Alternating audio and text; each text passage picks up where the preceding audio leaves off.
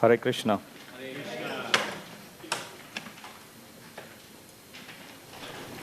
Hare Krishna. Hare Krishna. Krishna Krishna. Hare Hare.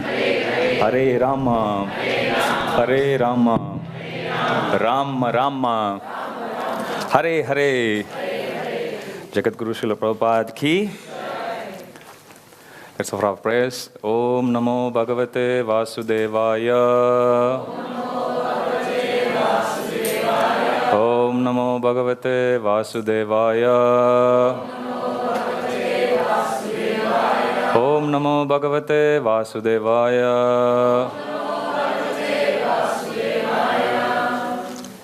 Let's recite the verses.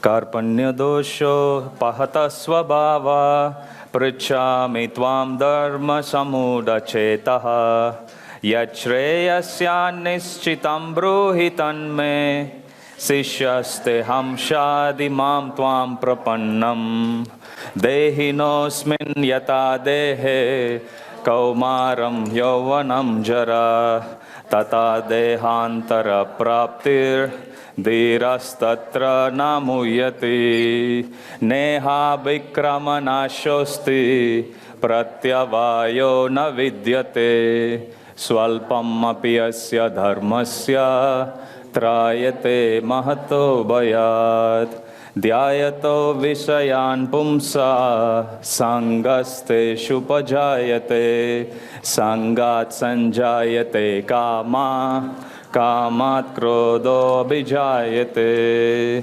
krodhat bhavati sammoha sammohat smriti vibramaha smriti brimshat buddhinasho buddhinashat pranashyati yagyartat karmano nyatra lokoyam karma bandhanaha tatat kaunteya Mukta sangha samacharaha yad yadacharati shreshtas tattadheve taro janaha sayat pramanam kurute lokastadhanu vartate Shri Bhagavan uvacha Kama esha krodha esha rajo guna samudbhavaha mahashano mahapapma vidyena miha vairinam saevayam mayatedya yoga prokta puratanaha bhaktosi me chakacheti rahasyam hietad uttamam Vidya vinaya sampanne brahmane gavihastini shuni chaiva swapakecha pandita samadarshinaha bhoktaram yagyatapasam sarvaloka maheshwaram shuhrdam sarvabhutanam jnatva mam shantim richati Yoginam api sarvesham madgatenantaratmana Shraddhavan bhajate yo mam same yukta tamo mataha. And of all yogis, the one with great faith who always abides in me, thinks of me within himself and renders transcendental loving service to me. He is the most intimately united with me in yoga and is the highest of all. That is my opinion. Shri Shri Radha Gopinath Bhagwan ki jai.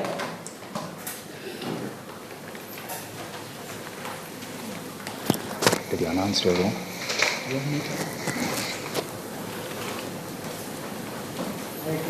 Give him the mic. Just grab the mic.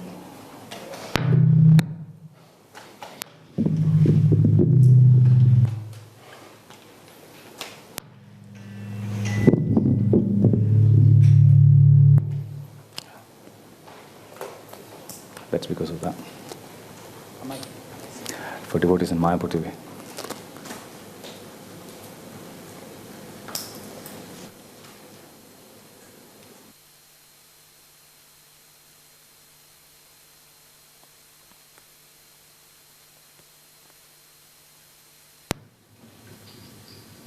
Hare Krishna.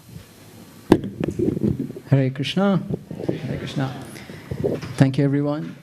Just to ensure that we capture all the questions that's running through your mind, what we've decided is to use this particular tool. It's called as Slido. This is where you can, from your mobile phone, just type in your question, and it'll appear on the screen. It can be anonymous, or you can put your name against it, and then Prabhu will answer them as and when he's ready to answer them. So that way, Prabhu's class can go in a smooth way, and your questions don't get missed. And he will answer those questions. He may not be able to answer all of those questions, but he can get back to you on some of those questions that you post there. If you like any particular question that you see there, you can upvote it, you can like it, and it goes up the chain. Now, don't play with your mobile during the class. I would say this would be useful for the last 15 minutes, especially when we finish the class. After that, you can do. Because it's very hard for me to know whether you're playing in any games or you're really typing something useful that's relevant. But thank you, Krishna Kumar Prabhu. So all you need to do is, on your mobile phone browser, just open the browser when you're ready, type in slido.com, and it'll ask you for that event code. Just type in that code and you're in. Hare Krishna. Hare Krishna. Hare Krishna. Hare Krishna. Krishna Krishna. Hare Hare. Hare Rama. Hare Rama. Rama Rama. Hare Hare. Jagat Guru Srila Prabhupada ki. Hare Krishna. There are a couple of questions that I got repeatedly asked about the second chapter, so I thought I'll touch on that. I thought it would be useful for everyone. First question is, how do we know that the soul exists? What's the difference between a living body and a dead body? Prabhupada gives this example of a living man. When he passes away, his whole body is there. Even if you weigh his body, it may still be the same amount of kilograms. However, we still say he passed away. What passed away? So Prabhupada says there are two symptoms for the presence of soul. One is growth, and the second one is consciousness. So if the soul is present in anything, it should have these two symptoms. And Prabhupada says that is the difference between a living person and a dead person. There is no growth in his body, no growth of hair, which is usually very visible, or nails. So it stops growing there, as well as consciousness. Try beating him. If he beats you back, you have a problem. He's not dead yet. Okay, so same principle we can apply even for animals. Do they grow? Yes. Do they have consciousness? Absolutely yes. Plants. Do they grow? Yes. Do they have consciousness? Absolutely yes. You sow a seed, you'll always see the seeds actually grow underneath the soil. They'll always go towards the water. There are plants that are called hydrophytes that have liking towards water, so they always go towards that. There are plants that are called photophytes that actually always grow towards the light. So they have consciousness. They do have consciousness. Okay, so that's the presence of soul. That's how we actually understand. Prabhupada also gives the example of X-ray. Just like if you go for any X-ray screening, you can't really see X-ray, but when it passes through your body and it's captured in a film, you can see the effect of it. So you see the X-ray, not directly, but by its symptoms, by its effect. So same way Prabhupada says, soul also similar to X-ray, we can't really perceive it with our naked eye. However, even with any other technical gadgets, we still can't. But we can understand the presence of soul by these three symptoms that are given in the scriptures. So that's one question that I got asked by few devotees. There is one other question that was asked, which I was waiting for. I was glad. The question is, I had the same question for a long, long time. And I asked the same question to quite a few devotees. I didn't get completely convincing answer until I went to Mayapur and I was doing Bhakti Shastri. Atul Krishna Prabhu, he shared that. Question is this. So in the first chapter we saw Arjuna, he's saying he doesn't want to fight. Why? because he doesn't want to kill. He doesn't want to be the reason for his relatives dying. Now, and he's an illusion. Krishna, now what he does is he gives this knowledge about soul, knowledge about karma kanda, knowledge about buddhi yoga, we saw in the previous chapter. And likewise, you will see, from today we are going to discuss about karma yoga, then the next chapter, jnana yoga. We keep on going to go until the end of the chapter, and we say Arjuna is convinced. Question that's asked is, in the first chapter, Arjuna is not inclined to kill his relatives. How is this knowledge actually helping him get convinced?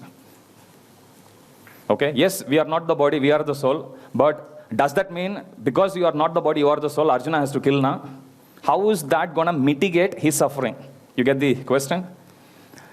So the answer to that, which I was given, is that in the first chapter itself, if you actually see, Arjuna is agreeing that whoever who is in the Kaurava side, they are sinful.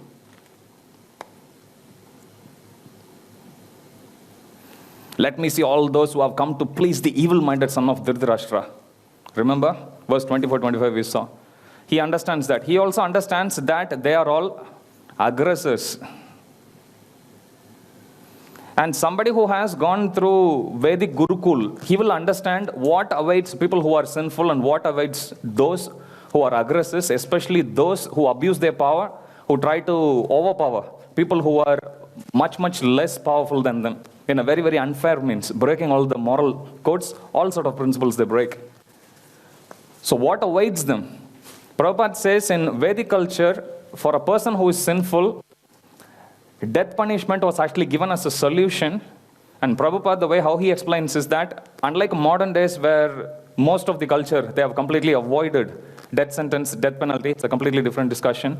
But from Vedic perspective, Prabhupada says, if somebody has done something now, and if he has done something really, really bad, the direct punishment that's given in Vedic scriptures is he has to be killed, so that his sinful reactions is put to an end now, and in the next life he can actually start fresh. If somebody evades the punishment from this life, the reactions that he's going to get in the next life is going to come back multiplied, many folds. And there he will also be having this trouble of understanding why is such a bad thing happening to me. He wouldn't have any clue. Why? Because we don't remember what we did in the previous life. Thank God we don't. Okay, so Prabhupada says that's why death penalty is given, and it's very common even in Vedic culture for somebody who did something wrong, something to the extent of what Kauravas did. Death penalty is a natural consequence. Arjuna understands that. Now Arjuna's premise is that we are fighting this war. Yes, they deserve to die. Arjuna agrees. They deserve to be punished. Arjuna agrees. However, Arjuna is saying, for what? For Pandava's sake. For my sake. What am I going to get after killing them? Kingdom? I don't want the kingdom. So Arjuna somehow desperately tries to justify the situation, saying, we kill them simply because we want the kingdom. We don't want the kingdom. His question is not about whether they are sinful, whether they are aggressors, or whether they are supposed to die. Okay, it's a tick for all the three. But Arjuna's point is, he thinks, because of me they are going to die, so if I actually retreat back, they can be saved. If I retreat back, then saying that I don't need the kingdom, then they can be protected. So this is the premise with which Arjuna is going on with his arguments in the first chapter and till 9 verses of the next chapter as well, for which Krishna actually explains a higher level of truth, higher level of debate, wherein Krishna is now teaching Arjuna, yes, they did sinful activities. Why did they do? What is the cause of all this? So Krishna is actually answering on a much, much more deeper level. Arjuna's question was on a much, much more shallow level. They did something wrong, I'm not going to kill them back. More on a moral principle, moral level. Okay, he wants to show that act of forgiveness. Whereas Krishna is taking in a much, much more deeper level, going to the root cause of such sinful aggression. And he is addressing that. So when Arjuna actually understands such deeper level of truth, he is convinced. Yes, for this reason, these persons are actually deserved. They are deserving to be killed. And one of the deeper level answers which Krishna also will give, you will see in the later chapters, is that Initially, Krishna will tell him, so you should fight. So you should fight back. Uttishta, pick up the Gandiva and you shoot the arrow. This is the kind of argument you will see Krishna giving. But later on, Krishna will be much, much more authoritative and he will say, you kill them because I want it. You kill them because I desire that way. Okay, so that's in a much, much more deeper level. And we will see the conclusion of Bhagavad Gita, 1866. That's what Krishna says. Abandon everything and just surrender unto me. Which means just to do whatever I ask you to do. And if you do that, Krishna says, Ma Suchaha, you don't need to bother. Remember, in the first class we were discussing, from 211 to 1866, Jiva Goswami says, that's the entire Gita, technically. And the underlying theme in each one of the verses, Ma Suchaha, which means do not fear. Okay, so that's the answer to that question. So thank you. Please keep your questions coming so everyone can be benefited, including me. Okay, so today we are going to discuss Karma Yoga. Chaitanya Charan Prabhu says Karma Yoga, especially Karmane Vadikaraste verse, he's saying it's the most often quoted philosophy of verses and it's the most misunderstood also aspect of yoga. So today we are going to discuss about Karma Yoga. Now in the previous chapter, Krishna says in verse 249 that keep all these abominable activities far distant. Krishna says, if you go to the second chapter, 49th verse, we'll read the translation together.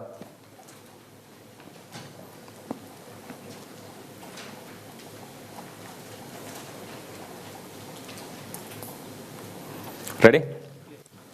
Okay, let's recite the verse. Durena hi avaram karma buddhi yoga dhananjaya buddhau sharanam anvicha kripana falahetavaha.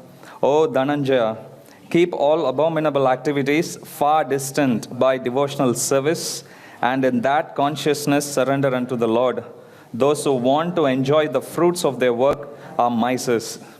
So here Krishna is telling Arjuna, keep all those abominable activities far distant by devotional service, and in that consciousness surrender unto the Lord. So Krishna is telling, don't do the abominable activity. Technically, Krishna is saying no action. This is Arjuna's understanding. So Krishna is saying, please keep all those abominable activities far distant and do devotional service. So Arjuna understands that to be no action, and then just to follow, like, be peaceful, be quiet, and follow the path of jnana. This is Arjuna's understanding. Because Arjuna is very clear that either I fight or I think.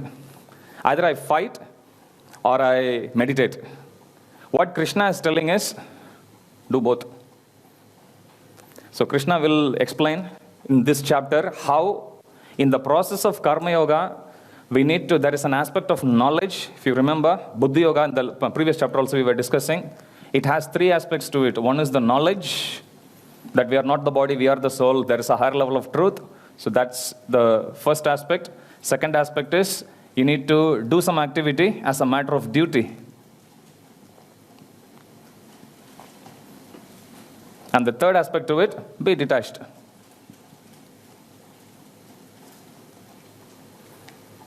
Okay, so Krishna is saying, if an activity has all the three, then even though you do an activity, it's as good as not doing it. But Arjuna's understanding is, he wants to treat it as a silo, either full activity or no activity at all. Either meditate or no meditate at all. Krishna is saying, no, you do both. Have the knowledge, which is jnana, as well as you do the action.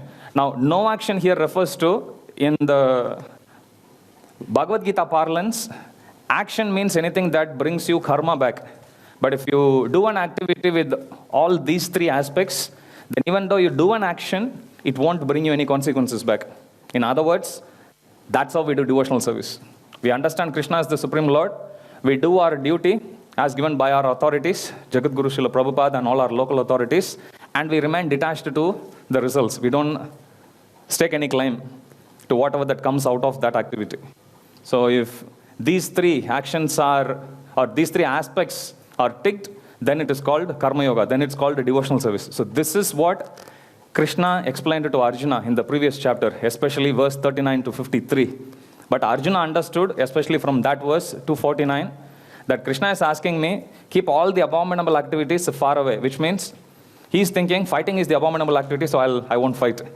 But then Krishna is also towards the end, he is saying, so fight. So then Arjuna is confused, so he poses in the first 2 verses of 3rd chapter, you are telling me something and then you are completely contradicting it. So please clarify. So that's how this chapter opens up. So if you read the first 2 verses in the 3rd chapter, you will see that. And then Krishna, so if you see text number 1, Arjuna said, "Oh Janardana, oh Keshava, why do you want me to engage in this ghastly warfare if you think that intelligence is better than fruitive work?" Which means Arjuna's point is either you work in knowledge or you do the action, not together. Okay, so this is the contradiction Arjuna is saying. Is it that or this? Krishna is saying both.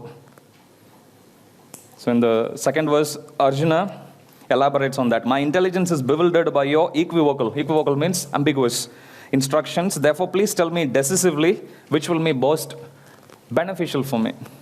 So this is the question Arjuna poses. Interestingly, it's the same question which Arjuna will also pose in 5th chapter.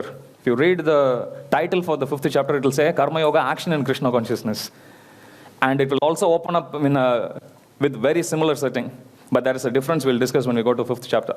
But for now, this is the ambiguity which Arjuna is confused about. Any questions on this one? Okay, clear. So now Krishna is going to explain to Arjuna from verse 3 to 9 about Buddhi Yoga, which Krishna touched on in the previous chapter. If you look at your summary, there's a term that's used called Nishkama Karma Yoga. Now in previous 2nd chapter from verse 239 to 53, it spoke about Nishkama Karma Yoga. Prabhupada also says Buddhi Yoga. Prabhupada also uses that synonymously to Bhakti Yoga.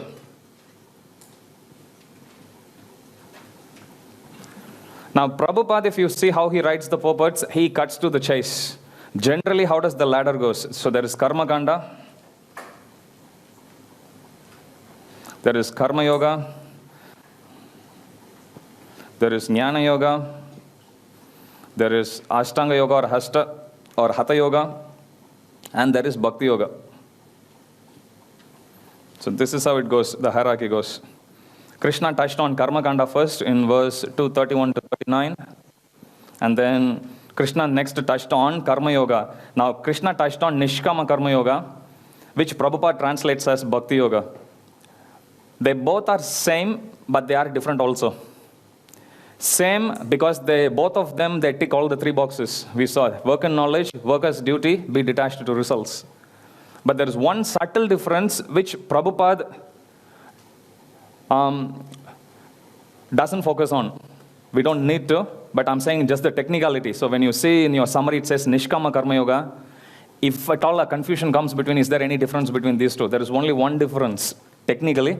But as far as our Bhagavad Gita goes, you treat both of them synonymously, meaning they both are the same. But the technical difference is, in Bhakti Yoga as well as in Nishkama Karma Yoga, as I said, you do your activity as a duty, you are not attached to results, and you work in full knowledge.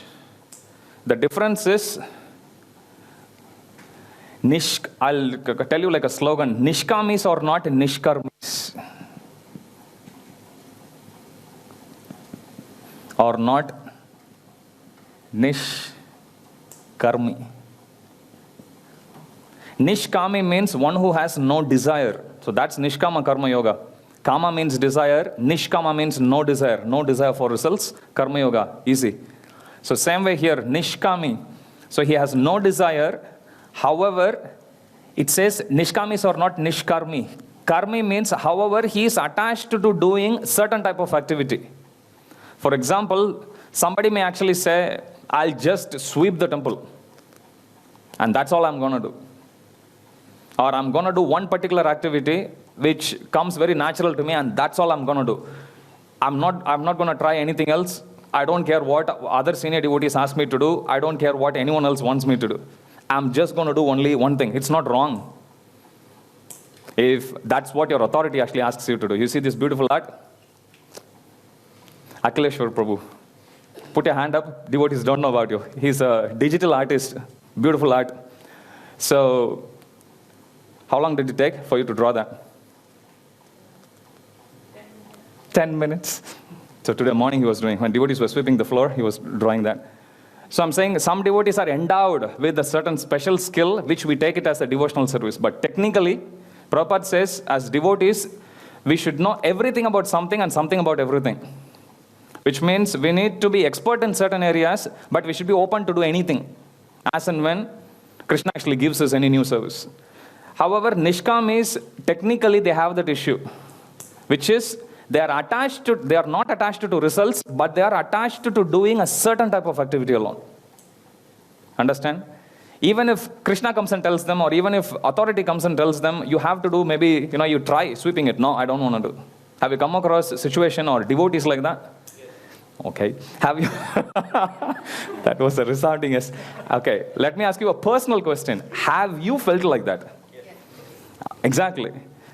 So we have the tendency. It's not wrong, but it's not in pure bhakti level. You see the difference? Okay, so many times we call ourselves bhakti yogis. Actually, we are nishkama karma yogis in that sense. Okay, so that's the technical difference, but Prabhupada is very merciful. He treats both of them same. Okay, so don't get confused when you come across this nishkama karma yoga term. You see that in previous chapter, as well as in this chapter also, if you see the summary. Okay, so Prabhupada goes straight to Bhakti Yoga. Now, third chapter is systematic, but it's not linear. Linear means this is linear fashion. First, Krishna should talk about Karma Kanda, then he should talk about Karma Yoga, then Jnana Yoga, Ashtanga Yoga, Bhakti Yoga. This is the natural progression. However, if you see in third chapter, in second chapter, that's how Krishna spoke. Started with Karma Kanda, went to Karma Yoga, no problem. Third chapter, however, Krishna will speak about Karma Kanda from actually 2.9 till 2.16. And he'll speak about Karma Yoga from 2.3 to 2.8. 9, even though it's given in the previous section, it's actually about Karma Yoga only. So if you see, Krishna first talks about Karma Kanda. I'm wrong, it's 3. Okay, so it's 3. So in the third chapter. Okay, so Krishna first talks about Karma Kanda, then he talks about Karma Yoga in second chapter. Whereas in third chapter, if you actually take, Krishna first speaks about Karma Yoga and then he speaks about Karma Kanda. So it is systematic, but not in a linear fashion. It's not in the same order of progression. Is that clear?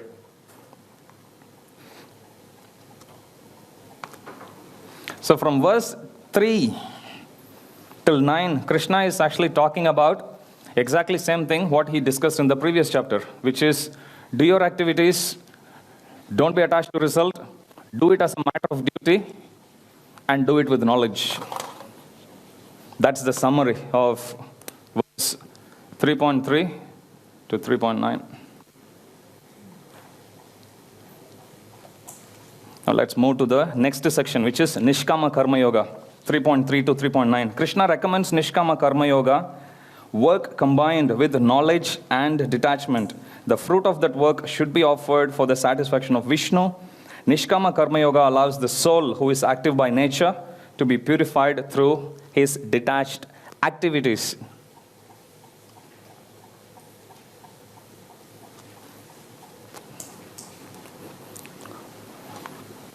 So in this section, you will come across the term cycle of sacrifice. There are living entities, which is us. We are dependent on grains. They are dependent on rains. Rains come from sacrifice. Sacrifice comes from prescribed duties. And the duties come from scriptures.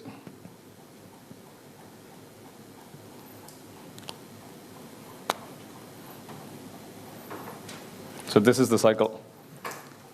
So all living entities, they are dependent on grains for subsistence. Grains come from rains. Rains are a result of all the sacrifices that we do. Sacrifice arise out of our duty. And where do we actually find what our duties are? We get it from the scriptures. So this is the cycle. Now, usually in our Krishna consciousness, we follow 4 regulative principles. No meat eating, no intoxication, no gambling, no illicit sex. Meat eating, intoxication, illicit sex. Okay, it makes some sense. Why no gambling?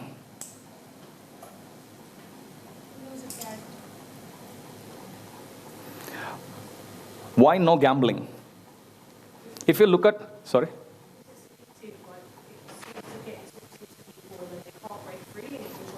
Yeah, okay, it's addictive, that's one reason. Yes, you start to lie. Anything else? How is gambling against 4 regulative principle? What's so wrong with gambling? Controls your mind. I'm sorry?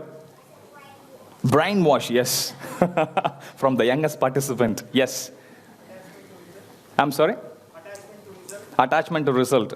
So whatever we studied as a principle of our yoga, karma yoga, practically challenges every aspect of that. Most importantly, here is the key. Now, in order for a living entity to get grains, he has to first do the duty.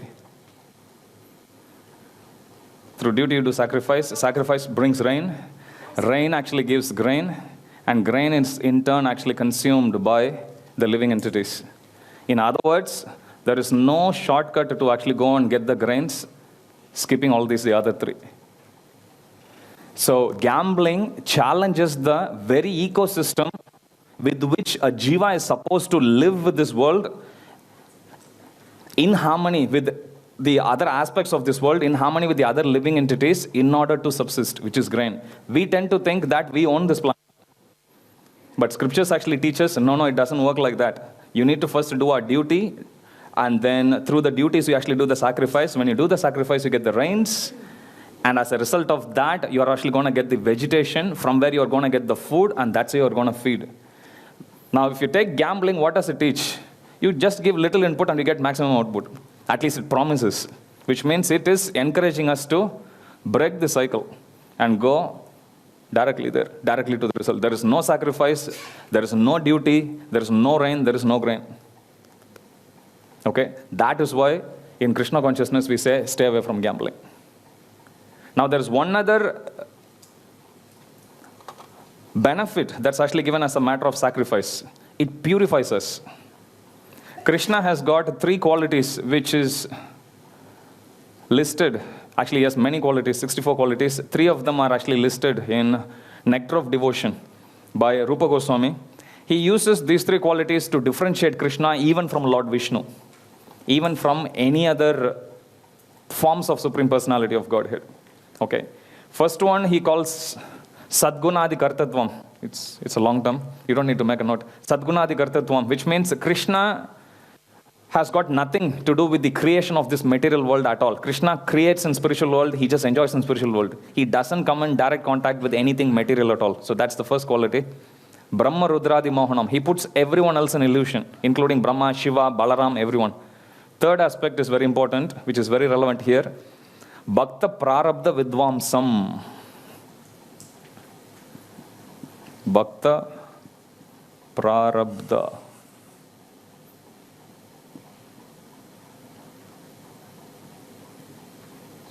Vidvamsam, which means Krishna can, Bhakta means devotee, Prarabdha means manifested karma. Can you give some examples of manifested karma even as devotees? Loud? Our body, okay, no matter how many rounds you chant, you're going to remain the same. You can't get more beautiful than that. Anything else? Anything? Anything which is manifested. No matter what you do, it's not going to change. Family of origin, Janma. Anything? Intelligence, okay. Janma, Aishwarya, Shruta, Shri. There are 4 things which Kunti Maharani actually says. But one thing which is very relevant is Prarabdha, something which is manifested, like our body. No matter what you do, you can't do anything with that. You can't get rid of that. You can't get more beautiful than that. Because it's Prarabdha, it's a manifested karma. However, Krishna has this unique quality of even wiping out prarabdha karma of his devotees. One example that's given is when Krishna's spiritual master, Sandipani Muni, when Krishna finished his Gurukul, he asked him to go as Guru Dakshina, as an offering. He asked him to go and reclaim back his dead son from the kingdom of Yamaraj, which Krishna did do. Krishna goes to the Samyamani, to the headquarters of the Lord of Death, Yamaraj, brings the dead son alive. So here for this particular son, his prarabdha karma is he's dead. How can you bring a dead person alive? It's the karma which prarabdha means it's manifested already. You can't really retract back. But Krishna can do that. And there are many examples that's actually given of how Krishna, even though something is manifested, Krishna still alters it. And to make things happen for his devotees. There's another story that's given in Srimad Bhagavatam of a devotee by name Prishadra. Now if we think for some manifested karma to be wiped out, like, all of us, for example, like, we might have done something really, really bad in the past, very, very sinful. Okay, we don't want to even look back what we did until we came in contact with devotees, until we came to practice Bhakti Yoga. We usually forget about the past and we move on. However, we may have something which affects us very, very deep. And at times we may even think, is Bhakti Yoga powerful enough to protect me from that? Is it able to protect me even from such a sinful activity? Okay, like for myself, I have tried eating cow's meat. When I came to read in Krishna consciousness, first thing that's actually given in is, if anyone eats cow's meat, you have to be born again as cow for how many times? As many hairs as there are on the body of the cow. So when you read that, you feel like this is just a tip of the iceberg. There's much, much more sinful activities we might have actually done, but we don't know what is in store for us. I'll give an extreme example in Bhagavatam. So here we think, okay, for Sandipani's son to come all the way from the kingdom of Lord of Death back to this Bhuloka, to come back alive, Krishna has to directly intervene. So if we think Krishna has to directly come and intervene, yes, but the process of bhakti wherein we worship Krishna, even that is powerful enough to wipe out our karma. So here is this boy, Prishadra. He is a Gurukuli. He is serving in the ashram of Vashishta. He is given this task of protecting the cows, because they protect the cows always as part of the Brahminical culture, Vedic culture. Everyone protects the cows. So it's in the wrong position. So this is movable. So Prishadra, one night, it was pitch black dark. It was storming, raining very heavy. And he was given the task of protecting the cows because the Gurukul, the ashram, was in the midst of a jungle. So here is Prishadra holding a sword at night, ready to protect the cow, because there may be thieves who may come and steal, there may be animals that may come and attack. So he was protecting it. At midnight, he hears the roar of a tiger. So when he hears that, he then gets alert. Okay, no matter what, I'm going to kill the tiger. And then in the flash of the lightning, he spots the tiger also. He runs towards the tiger in the big Goshala. And in that commotion, because the cows also sense there is a tiger in, they start to move around and everything. In that commotion, he aims to kill the tiger, but when the sword lands, it lands on the head of a cow. And he ends up killing a cow. And then next day morning, when he sees that, what he has done, he feels very, very sorry for what he has done. When his guru Vashishta, when he comes to know about it, he gets very upset with Prishadra. Now, Prishadra is a Gurukuli, 1/4, maybe 5-10-year-old boy. Vashishta curses him unfairly, that even though his intention was good, he tried to protect, he ended up killing the cow. So he curses Prishadra that may you be born in a low level of consciousness as a Shudra in your previous life, and you will have no knowledge of the Vedic culture. So he curses him. Usually, if we are in that position, what will we do? Yes. and then try to find some solution. Prishadra did the same. He leaves the ashram, goes and practices bhakti yoga, goes back to spiritual world in that very birth. That's what bhakti yoga can do. So in his case, prarabdha karma was about to come when he dies and be born again. His karma was just waiting to manifest.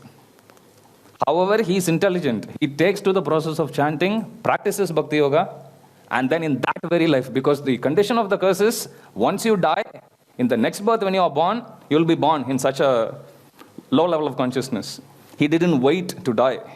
He conquered death by practicing bhakti yoga. So Krishna has the power to wipe out prarabdha karma. Worship of Krishna, the process of worshipping Krishna, that also has got the power. In Brahma Samhita, Lord Brahma, he beautifully recites in the verse, Yastvindra kopam atavendram ahosva karma bandhan rupam atabhajana matanoti karmani nirdahati kintu cha bhakti bhajam govindam adi purusham tamaham bhajami. He says that there are 8.4 million species, right from Indra all the way to a small germ called Indragopa. 8.4 million species are there. Everyone is bound by their karma. Nobody can escape their karma. However, he puts the terms and conditions apply there. However, karmani nirdahati kintucha bhakti bhajam. Somebody who practices the process of bhakti yoga, karmani nirdahati. When any karma they actually do, they can escape the effect of that. Past, present, future, everything. Because when we study in Nectar of Devotion, we'll be studying that when we do any particular activity, when we do any karma, there are side effects that comes with that. One is that you get the direct consequence or the effect of that karma. One effect is that if you do something sinful, you develop that propensity to commit that sinful activities over and over again. Okay, so there are 4 different types of karma you actually get. We'll discuss that in NOD. However, when we do devotional service, for whatever propensities we might have acquired from the past, whatever propensities we acquire even now, whatever karmic reactions we acquire now, Bhakti Yoga can instantly wipe out. It can instantly remove all the track record. It can instantly remove all the propensities. That's the power, that's the potency of Bhakti Yoga. Okay, so sometimes, you wake up early in the morning, you may think about a person who would be your enemy in your past life. How many of you have that experience? And you think, why is it like, it's coming in my mind? We may think like that. Randomly we may think, or we may have done something really, really stupid. And we may think it will make us even feel morose, even now. My bad karma is, till now I write higher secondary exams in my dream. And I'll always go face a question paper wherein only half I know and the half I wasn't even sure whether it was part of the syllabus. And I wake up only to remember I'm the head pujari here. Till date, I was thinking, I don't know, the impact was so deep. Okay, I still get nightmares, literally, going through that. But the point is this, any activity that we do in the cycle that we actually see, our activities that we do it as a part of sacrifice. How is an activity called a sacrifice? Sacrifice means what? You give up something, that's sacrifice, right? What does Karma Yoga teach us? You do the action, you do it with knowledge, and you are detached. That detachment is sacrifice, because you are sacrificing the results. Okay, general understanding of sacrifices, you have a homa, you have a yagya kunda, you offer the oblation, that's sacrifice. That's one form of sacrifice. In fact, in this entire section of 2.10 to 16, Prabhupada actually in every verse, if you actually read, Prabhupada will explain about Karma Yoga, he'll explain about yoga, yagya, sacrifice, everything. But at the last line of almost every purport, Prabhupada says, what does he say? In Kali Yuga, none of this is possible anyway. Simply by chanting Hare Krishna, one can get all the results. Then we may think, why such a long purport? That's why I say Prabhupada cuts to the chase. Prabhupada started preaching Gita even before Krishna. In 1.1 itself, Prabhupada started. Kurukshetra, you have to worship Krishna and everything. Krishna first opens the mouth and confuses Arjuna in 26, and then Krishna opens only later, for second chapter only. Whereas Prabhupada starts from the first verse till the last verse, Prabhupada says, surrender to Krishna, surrender to Krishna. So if you read Karma Yoga, Jnana Yoga, Ashtanga Yoga, anything, Prabhupada always stresses on Bhakti Yoga only. It doesn't mean Prabhupada simplifies it. Prabhupada just cuts to the chase, because Prabhupada doesn't know how many would actually last until 18th chapter of scripture study course. So, but Prabhupada wastes no time and he just tells from the first chapter itself, first verse itself. You just imagine the power of Prabhupada's books. Any purport you open. One devotee, I actually showed him, one of my friends. He came and I was staying outside, so he visited my home once and I showed him, okay, this is my library, this is Chaitanya Charitamrita, this one. He opens the book and he says, no matter which book I open, it's the same thing that's written. Prabhupada, I told him, that's not a flaw, it's a feature, No matter what you open, Prabhupada always teaches on surrender to Krishna, chant Hare Krishna. What is the use of all the yajna? Doesn't Krishna know about it? Krishna knows that. But reason why Krishna is speaking about all this is to appeal to the general mass of people. Because when you go and talk to people about bhakti, people will say, there are sentimentalists. They may think like that. If you go and talk about only Ashtanga yogis, they may think, no, bhakti yogi, there is nothing difficult about it. Some people, they do things because they want some challenge. I have a friend who we did Bhakti Shastri course with. Okay, believe it or not, as we covered each and every verse, he memorized the entire Gita. If you tell him any verse, could be, 7th chapter, 8th, he'll start from there and he'll finish the 8th chapter fully. Anywhere.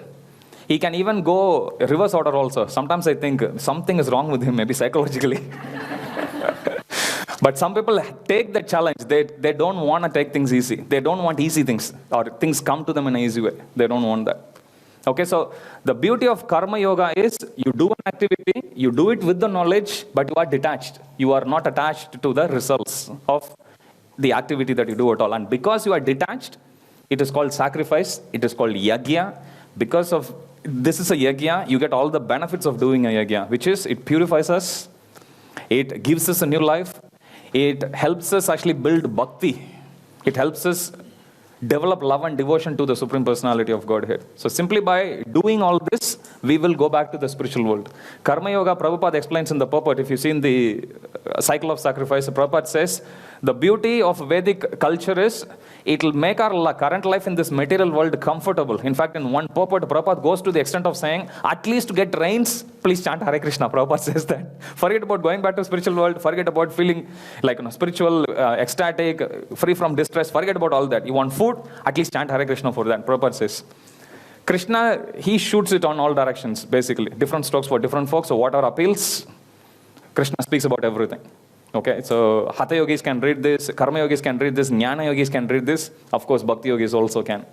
Okay, but the primary focus of Bhagavad Gita is simply to bring somewhere, to allow everyone to start somewhere, take baby steps towards Bhakti yoga.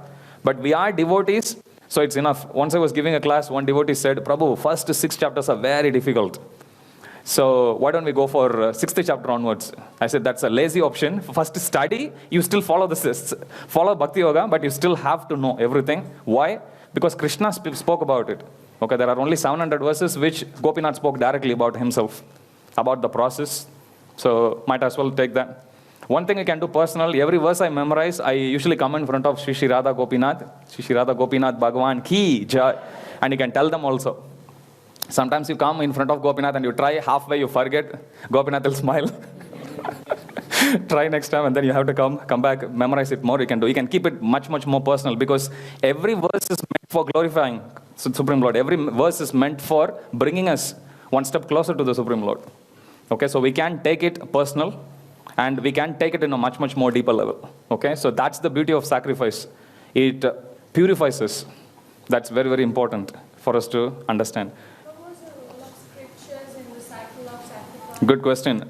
Scriptures actually in the cycle, if you see Annat Bhavanti Bhutan, for the living entity subsist on food grains, grains come from rains come from sacrifice, sacrifice comes from duty.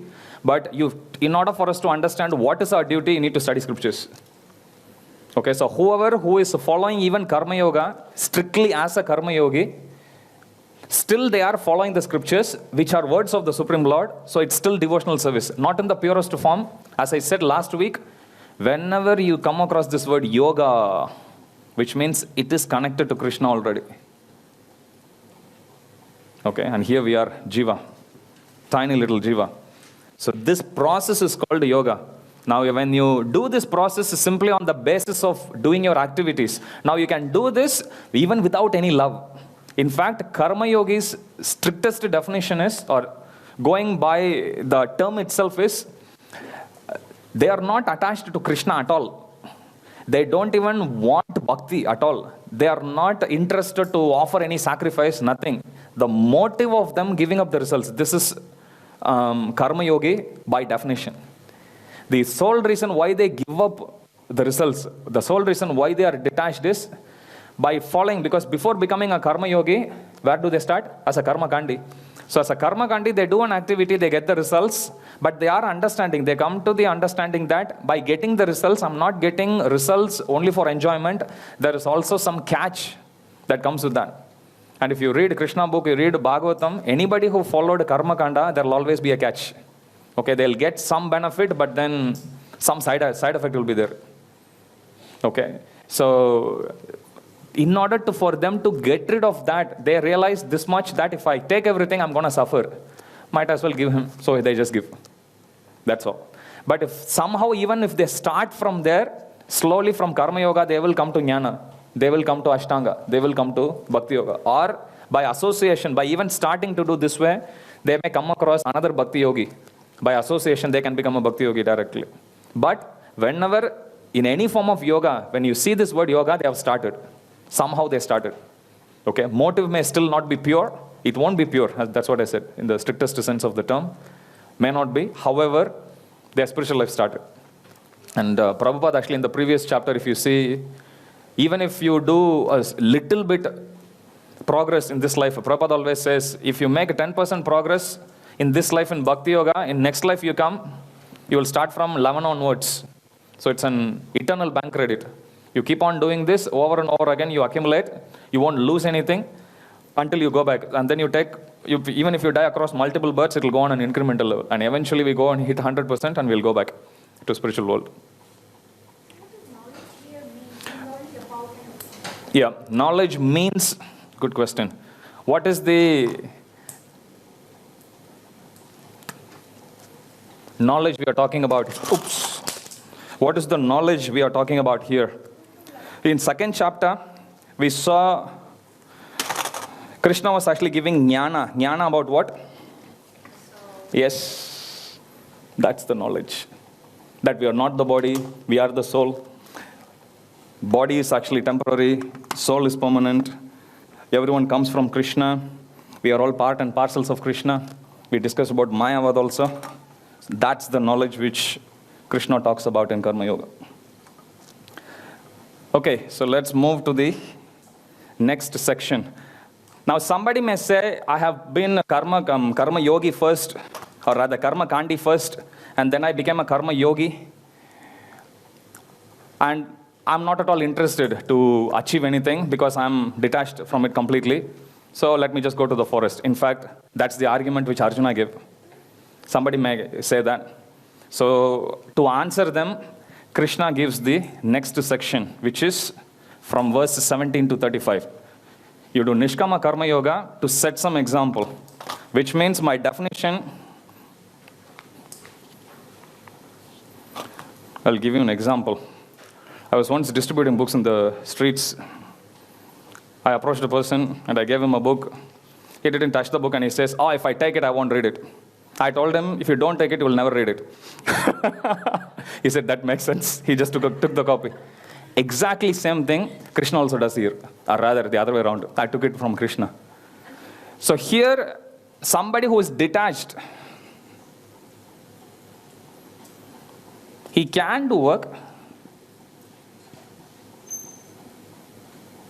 He doesn't have to do work either. He doesn't have to work also. So he can either go this way or this way.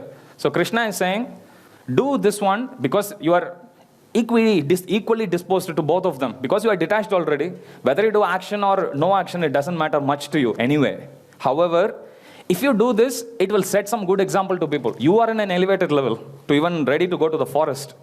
But it may mislead your other people. Correct? Imagine there is a lazy person in the whole kingdom. And he sees Arjuna not doing his duty. What will he do? Arjuna may have very noble intentions, why he is going to the forest. However, as a king, he will set a very, very bad example.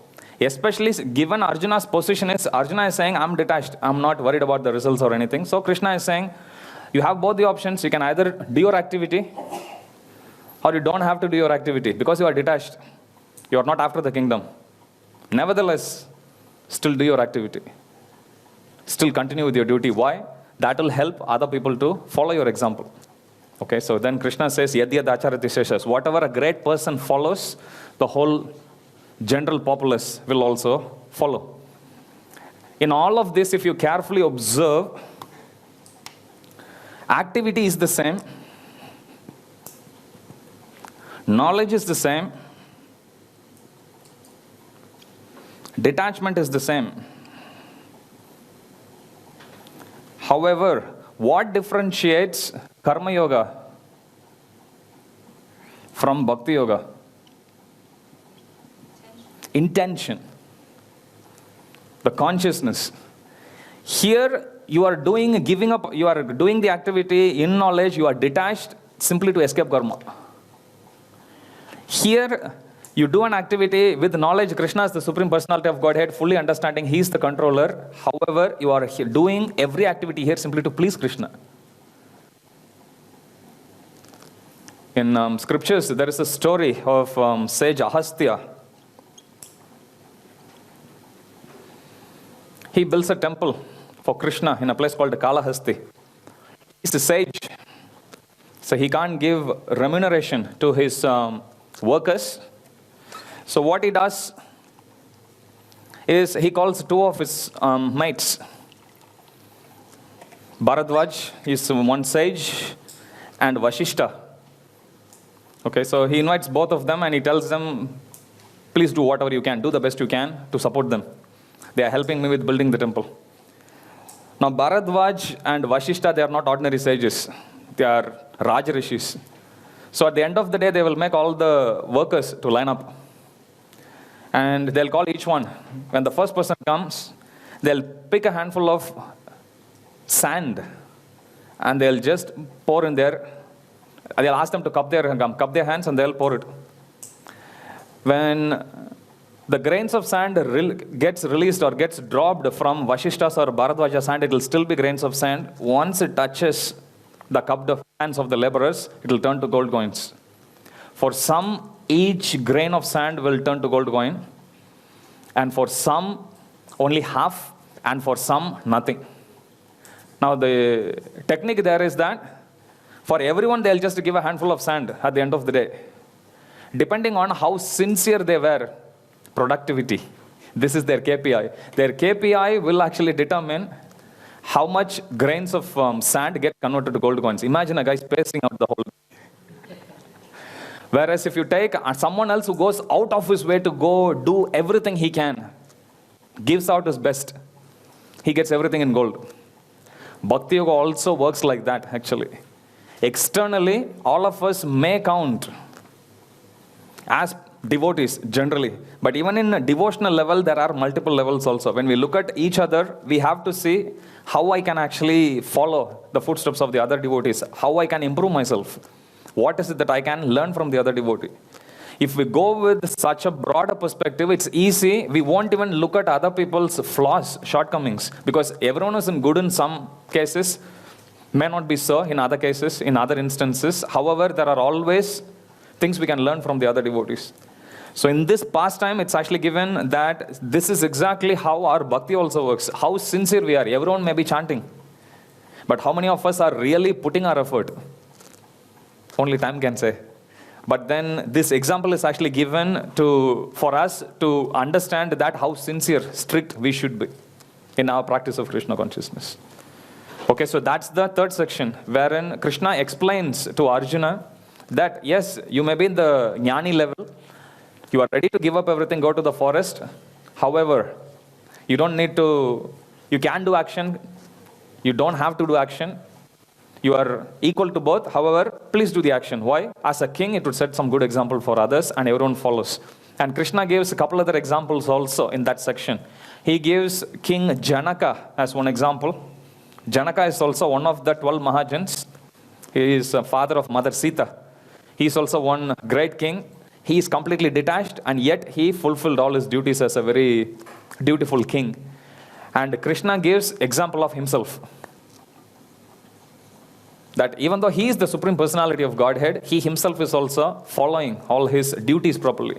Prabhupada says in Krishna book it's given, it's from Srimad Bhagavatam, 10th canto, Krishna would wake up early in the morning. And Krishna would sit and do meditation. Meditation on who? Meditation on Radha Krishna. Himself, basically. Why? Krishna knows there's nothing greater than him, so he'll sit and he'll meditate. There are scriptures where it's mentioned when Radharani feels separation from Krishna, she'll start to chant Hare Krishna Mahamantra. Now, Hare is also her name. She also knows. So, Hare Krishna Mahamantra, it features in so many scriptures, meditating on Krishna. It features in so many places. In fact, we were discussing there are 2 billion verses.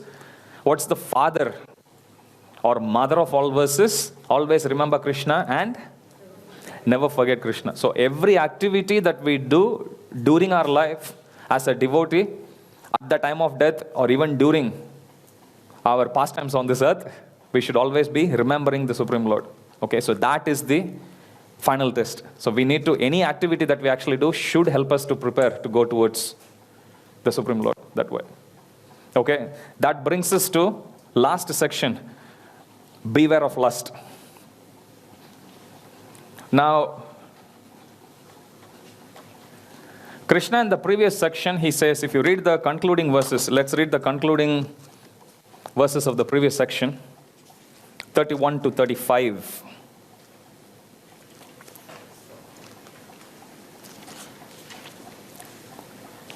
So if you go to 331.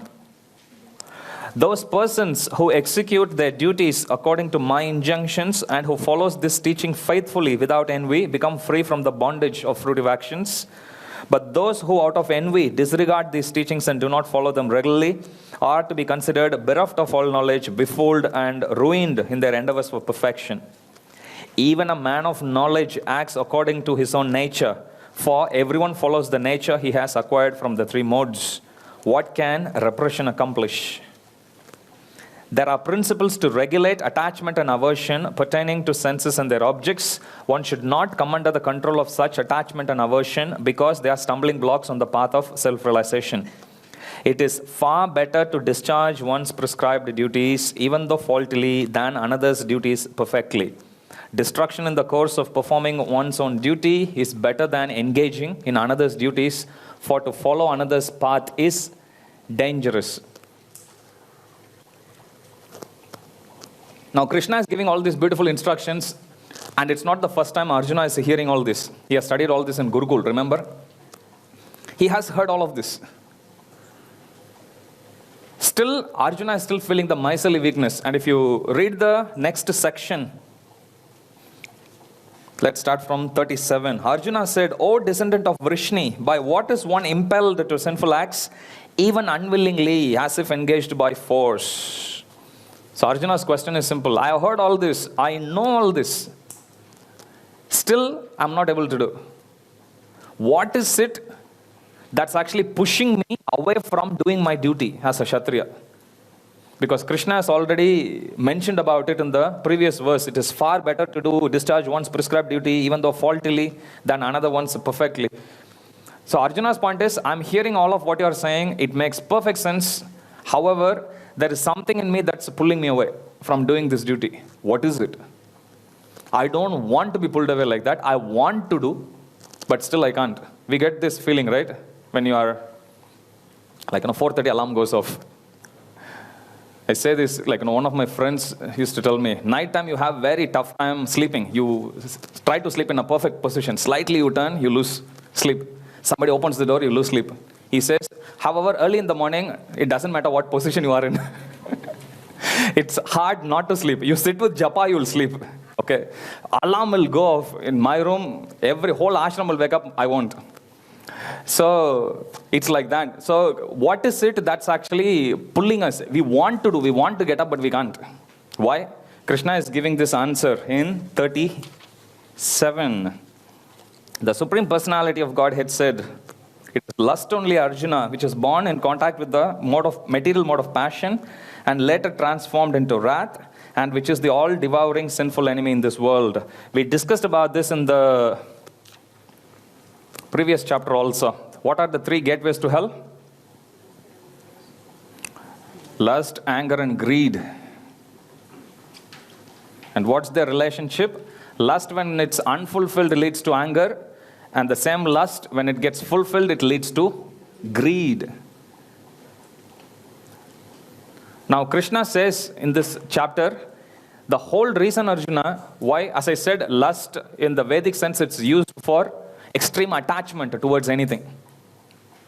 Okay, you are addicted to it, so lust is used in a more general sense. So Krishna is telling to Arjuna, it is lust only, which is born in mode of passion and which is later transformed into wrath. Prabhupada says in second canto of Srimad Bhagavatam, the force of anger is much more stronger than force of lust. We may think sexual impulse is the strongest. Prabhupada is saying anger impulse is much more stronger. And if you read Nectar of Instruction, we will be, the first verse itself, it says, Vacho Vegam, Manasa Vegam, Krodha Vegam. Vegam means what? Force. Just like a force of gravity, you throw this, it just pulls. Likewise, internally, we feel the push. Okay, lust is one such push. Anger is one such push. The urge to speak is one such push. We may not recognize it, but scriptures clearly say each one of us, they are force. Each one of us, they are like a built-in force, like a force of gravity you have. Likewise, mechanical force, whatever force you have. So same way, this is also different types of vegam, different types of force. And where are they originating from? They are originating from, Krishna is saying, lust. And where does this one originate from? Krishna is saying, from the time BMW, back to material world, from the time we came to material world, we are with these 3 modes of nature, and from the time we are born, we are also born with this. Prabhupada says, as soon as a baby is born, everything is there. Baby cries, food is there. When the baby comes, Prabhupada is saying, as soon as a child is actually born, a partner is also set. As soon as a baby is born, shelter is there. So Prabhupada says, this whole material world comes as a package. And Krishna is saying, unless we do something about lust, we will have to go through this over and over again, because that origin is there, but it has its implication practically in every walk of life for us. For example, in scriptures it's actually given, what is the difference between theoretical knowledge and practical knowledge? For example, jnana and vijnana. Jnana means in theory, when you put the same theoretical knowledge into practice, you get wisdom, you get realization. So that's vijnana. There are catalysts that would help us to transform. Ideally, if we have 100% jnana, you should get all 100% vijnana, which means nothing should remain in theoretical bucket. Everything should be practical for us. Correct? Realized knowledge should be. However, for some of us, from 100, it doesn't get converted to 100. It goes to maybe 20. For some of us, it's only 30. Remaining 80 or 70 is always remaining as theoretical knowledge. So what determines how much realizations we get? Scriptures give an indicator that if somebody has theoretical knowledge and if he is sown sense gratifier,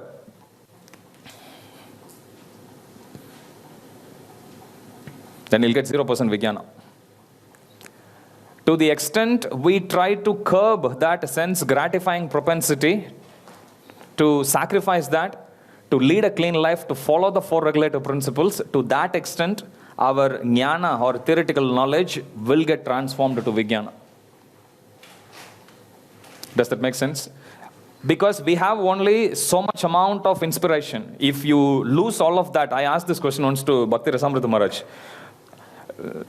Chanting Hare Krishna is very easy for all of us. Reading books, maybe following 4 regulative principles, every aspect of Krishna consciousness, it's relatively easy. Why can't we still enjoy sense gratification and still practice Hare Krishna philosophy? Maharaj said, interestingly, that he said, look, there is only 100% enthusiasm you have. If you're going to lose 20% to your sense gratification, all that is left with you is only 80% for spiritual pursuits. We tend to think 100 means I spend 100 there and I spend 100 here. He says it doesn't work. There's only a certain amount, X amount of enthusiasm, X amount of potency we have, X amount of resources we have. Could be in time, could be in our energy, could be in anything. So that we have to determine how we want to do. Now, scriptures are not that hard. Scriptures, in terms of standards, scriptures actually allow us to gratify senses, but within certain regulations. Now, the beauty of scriptures is this. In the same section of Bhagavad Gita, you will see, if you go towards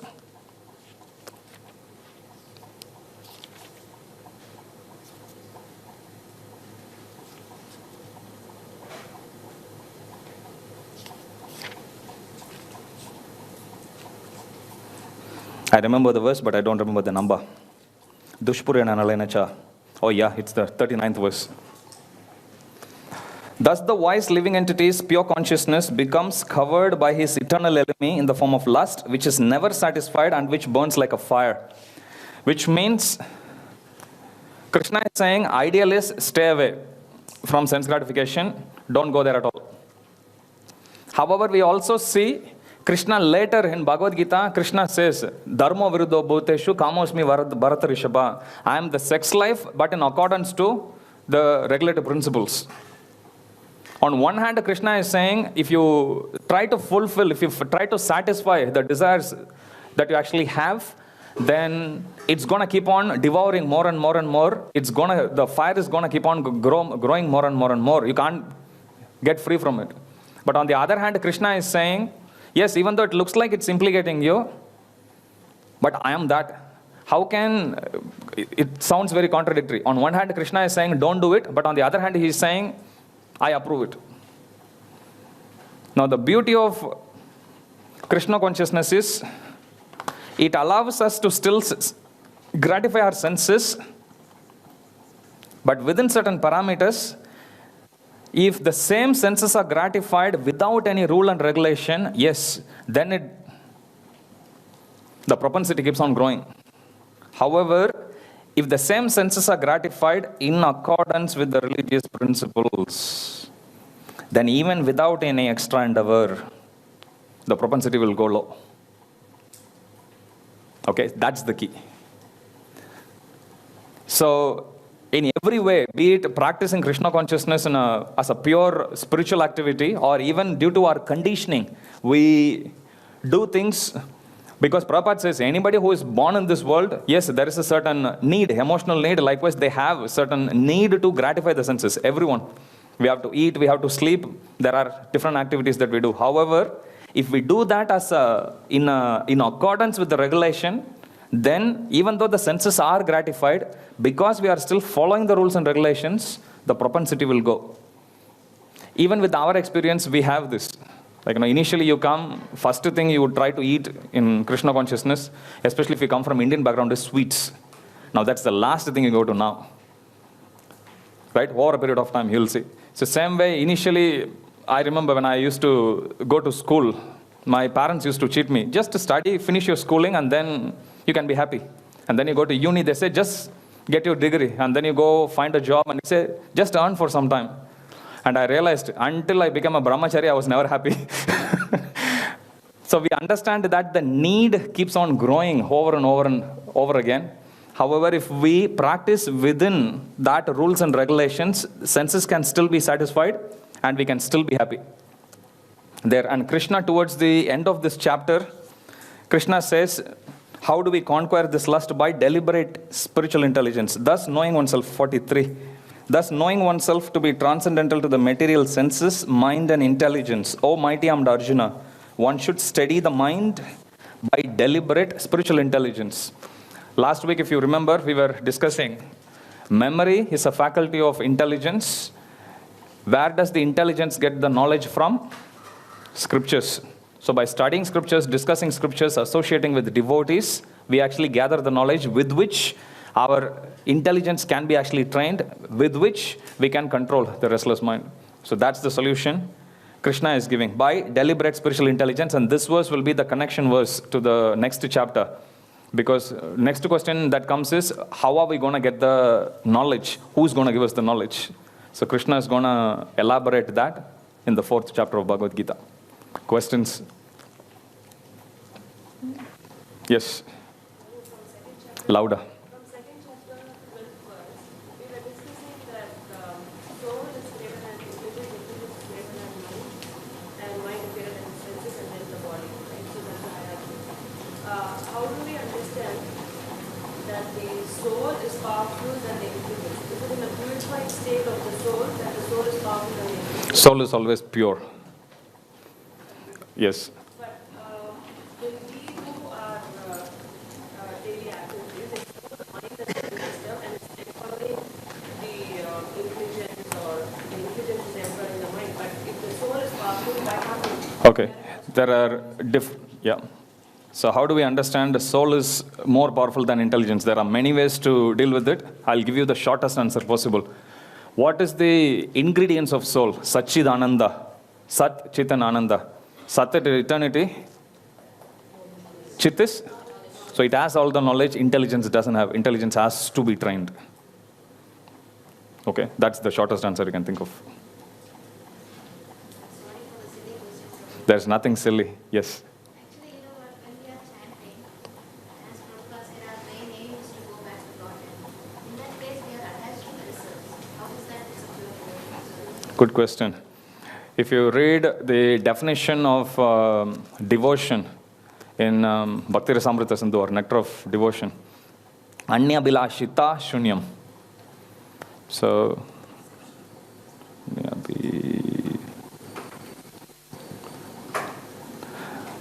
which means no other desire or no desire. The same word, if you say Anya Bilasha Shunyam, which means no desire. This one means no desire. This one means no other desire. And Rupa Goswami says, this is bhakti. Anya Bilashita Shunyam, which means no other desire other than serving the Supreme Lord. No other desire other than going back to the spiritual world. They all come under pure bhakti. Okay, so it is bhakti. So we are still detached from results, and we are still working towards satisfying the Supreme Lord. Somehow we have to start, somewhere or the other we have to start with our bhakti. Now, we can't be expected to be in pure devotional platform straight away. Somewhere it has to start. So we'll study that in Nectar of Devotion, because Krishna himself recognizes that 4 types of people come to me. Okay, those who are distressed, everyone. Most of us, Devamrita Maharaj says in any... sorry. Prabhupada says that, Devamrita Maharaj says, in any group of devotees where he has asked the devotees, of the 4 categories of people who come to Krishna, which category do you fall under? He said 80% will be under distress only, in any group. If you ask me where was I in distress, I'll raise both my hands. So that's how it is. Okay, for somehow or other, if you come to Krishna, okay, everyone is treated the same. And Tamal Krishna Maharaj, he says, so should we treat pure devotees from other devotees differently? He says that if somebody becomes a billionaire by his hard work, and somebody becomes a billionaire by inheritance, they both are the same. So for us also it's the same. Some devotees may be born as devotee kids. Some of us, we join very, very late. Doesn't matter. Point is, we are here now. And we are all going back to Godhead. So that's what matters. On the point regarding gambling, besides the traditional lottery, lotto, are there any other types of gambling that we need to be aware of? Good question. I asked this question to Bhanu Swami Maharaj. Bhanu Maharaj said, let us say somebody who is a banker, okay, they may do some investments, like property, a few things. If somebody has a knowledge of that and then they invest on that, which is fine, because there is a certain amount of gambling that's involved in any business. Even for job, you will get 3 offers. Sometimes you don't know which one to go to. So based on your level of knowledge, you go. But if it's an informed decision, then you can go. Whereas in gambling, in its strictest sense, you take a pokies machine, you take even shares, actually, these days. It's very hard to predict. So if you do something with knowledge of the field, then Maharaj said, yes, that is okay. But if you go completely buying lotto, absolutely not. Not really necessarily inside knowledge. For example, is there any way how by mathematical equation we can explain what makes one person win a lotto and not anyone else? We can't really. So then it's 100% pure gambling. Stay away from it. Whereas if you take, dollar value going high, or like, property value, for example. Okay, you buy something, it's going to go high. If that's the trend for past 20 years, and there are experts, advisors that actually do, and they say, yeah, invest on it, we can go with that. Correct, due diligence, correct. If detachment comes in Karma Yoga, what is the difference between Karma Yoga and Nishkama Karma Yoga? Yes, Karma Yoga also, there is Sakama and Nishkama. Okay, so Karma Yoga, there is Sakama. Sakama means with desire. Sa means with. Kama is desire. So you still do something and you want something. Nishkama Karma Yoga as well as Karma Yoga. Is there a difference between both of them in terms of detachment? No. Okay, both of them leads, it's yoga, so you still do an activity over a period of time. Initially you do it as a matter of duty. Over a period of time you will develop that quality. Like Vrajanath Prabhu always used to teach us before, fake it until you feel it. So you keep on doing it until you come to a point wherein you'll naturally move on. Like that. No. Krishna talks about Nishkama Karma Yoga only for third chapter. If Prabhupada gives Bhakti Yoga purports for Karma Yoga, someone may challenge how we can call it Bhagavad Gita as it is. Good question.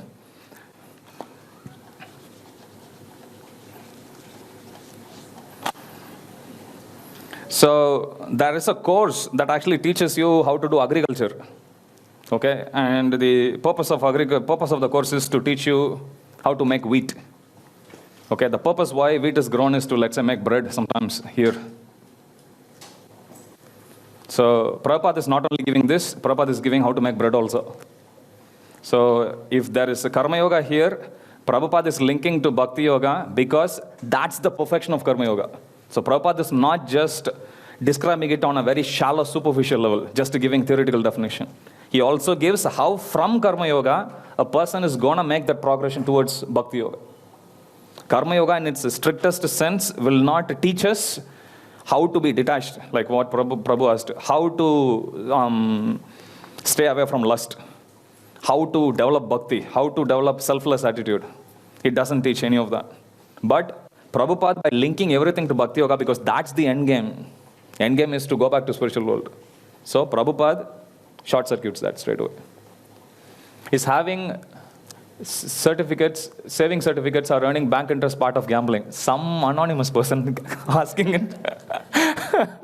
Are earning bank interest a part of gambling? Saving certificates or earning bank interest a part of gambling? No, it's not. If you know what you are doing, going by your financial advisor.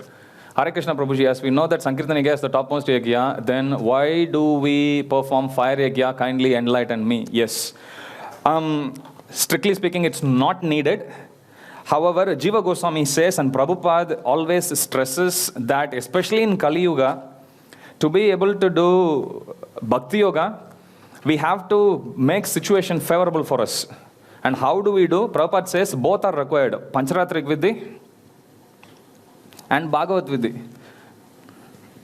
This combination is super potent. Pancharatrik is deity worship. Under deity worship comes yagya, everything. Bhagavad Gita is like, chanting. Chanting purifies us. Pancharatrik Vidhi helps us to speeden up this process of purifying through the chanting. In other words, Pancharatrik helps us to chant our Hare Krishna Maha Mantra properly. Pancharatrik helps us to follow Bhagavad Gita properly. So Jiva Goswami says, in Kali Yuga especially, we should not neglect one for the other, we should do both. How do we comprehend the observer of all pastimes which were written in Bhagavatam? Some soul living material world and being elevated to spiritual world. We have this technology, you know, you have in Mayapur TV, if you finish the class, it just uploads it directly. There is cloud computing. So audio can be recorded, video can be recorded, which can be played back later.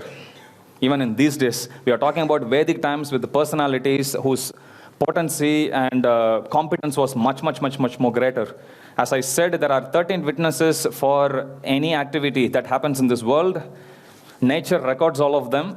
These elevated devotees, they have access to that memory. So they can see. If you see how Ramayana was written, Valmiki stands in his meditation, he sees the entire movie. Mahabharat, that's how it's actually given. We also saw in Sanjaya, seated in one place, they see. So they had a technology with which they can access all these recordings from the nature. Okay, so that's how they have also observed. So when they see it clearly. Is there a qualitative measure of Bhakti Yoga that can wipe out karma? I gave this example before.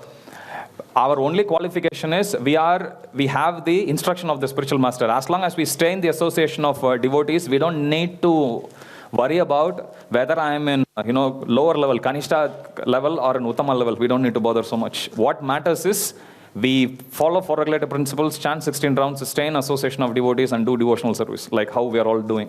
If we simply continue with this, that's enough for us to go back to spiritual world. So it's not a quality that's actually going to determine. Because even if you say quality, okay, only if you hit 100%, you're going to go back.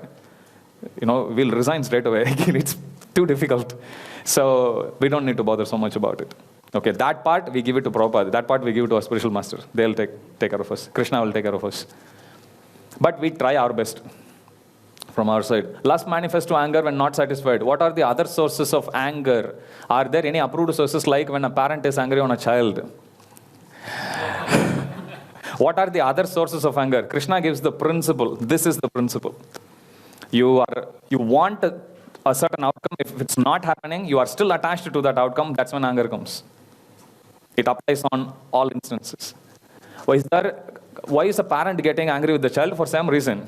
Eat. No, I won't. No, you have to eat. No, I won't. Then the parent gets angry. Are there any approved sources like when a parent is angry on a child? Chanakya Pandit says that a parent has to be strict with the child until certain age. After that, he has to deal with them like a friend. 5 to 14. Okay, how do karma yogis get detached from results? That's the path of the process itself. It will take care. We don't need to bother. We don't need to make any extra endeavor. What guarantees that? The very process or very fact that you are following instruction of Krishna, that will take care of the detachment. So there is no separate endeavor required. How to control the urges of speech? By not talking. Prabhupada says there are 3 things we'll read in the Bhagavad Gita. 3 qualities of speech. One is Satyam, Hitam, and Priyam. Satyam means it has to be truthful. Hitam means it has to be beneficial. Priyam means it has to be pleasing. So if we keep in mind, if these 3 conditions are satisfied, usually the second one will go off the list. So when we know it's not ticking off this box, better not to talk. Is there any regulative principle which can break while practicing? Is there any regulative principle which can break while practicing KC? No. In fact, practicing KC means, what? Say that again. While practicing KC, is there any regulative principle which we can break? What do you want me? No! Excuse me, I'm not a stand-up comedian here. Okay, for a neophyte to practicing devotee, Krishna Kumar Prabhu, we need to discuss whether we need this one. For a neophyte devotee to practicing devotee, how does one control anger? It seems to explode without our awareness. Is it a habit that is hard to overcome?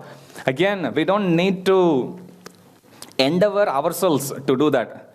The principle is very simple. For us, we speak whatever that's beneficial. Ideal is discuss about spiritual topics all the time. At least when we are in the circles of devotees, everyone has flaws. Let's just face it. Nobody is perfect.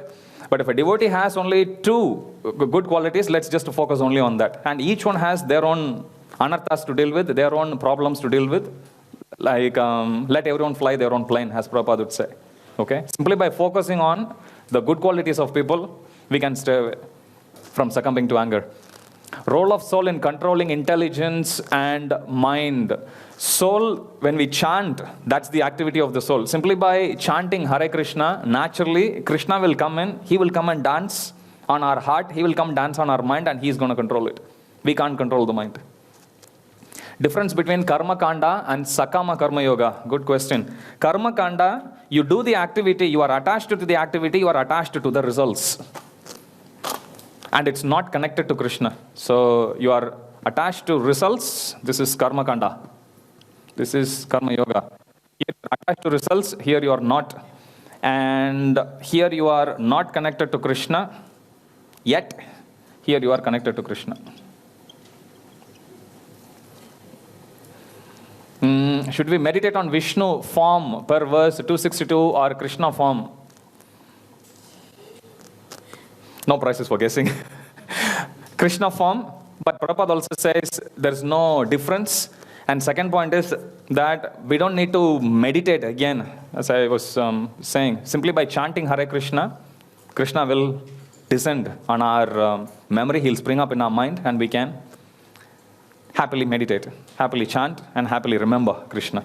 We can always remember the beautiful form of Sri Sri Radha Gopinath. When you chant, you can still have their picture, and you can carry the picture wherever you actually go. You can have in your wallpaper, screensaver, everywhere. Okay? Thank you very much for your kind attention. Jagat Guru Srila Prabhupada ki, Sri Sri Radha Gopinath Bhagwan ki, ki, Sri Sri Radha Gopinath Bhagwan ki,